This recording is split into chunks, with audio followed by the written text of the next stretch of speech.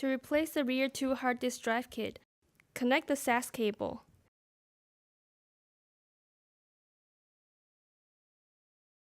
Align the kit with the connector on the system board. Carefully lift the alignment slot and the alignment bracket on the side of the assembly onto the alignment bracket and the alignment slot in the side of the chassis. Firmly press the kit until the kit is fully seated in the connector on the system board. Reinstall the drives or drive fillers into the rear hot swap drive assembly.